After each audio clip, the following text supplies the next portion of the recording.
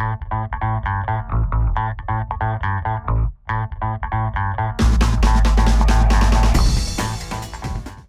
friends, my name is Danielle. I am the painting and drawing instructor for teen and adults at Locust Street Art.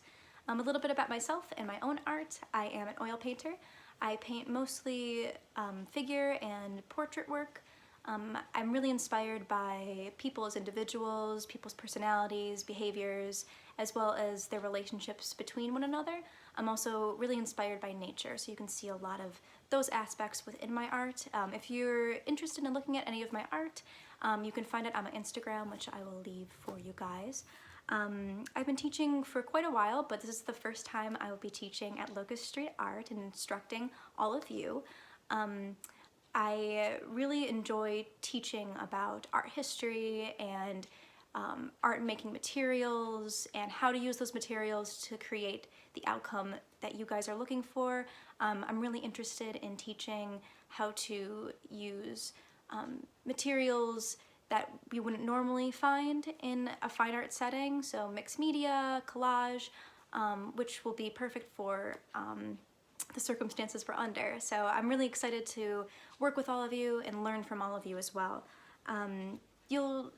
For the lessons to come, really expect to learn how to make materials from the things that we can find in our home. We don't have the classroom or the supplies we normally have, so we're going to make do with what we do have. So I'm going to teach you guys how to make materials with things you already have, with things that are outdoors, to make really unique projects. So I'm really excited to work with you all and to show you guys those methods. Be sure to enroll on our website at Locust Street Art. I'll leave a link for you guys. Now I'm going to give you guys a little tutorial on how to make your own watercolor paints and how to use them. You will need white vinegar, corn syrup, baking soda, food coloring, cornstarch, a mixing bowl, a mixing spoon, an egg carton, and Q-tips or toothpicks or something small to mix each individual paint with. First, add 4 tablespoons of baking soda. Next, add 2 tablespoons of vinegar. Add a half teaspoon of light corn syrup. And finally, 2 tablespoons of cornstarch. Mix all of the ingredients together until you reach a uniform consistency. Fill each individual egg carton about 1/3 to a halfway full. You're then going to add 5 drops of food coloring to each carton.